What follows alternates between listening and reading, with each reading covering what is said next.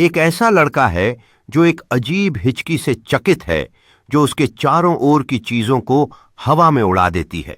लड़का अपनी आंखें चौड़ी करके देखता है कि कैसे एक गुब्बारा ऊपर की ओर उड़ता है, धूप में चमक रहा है।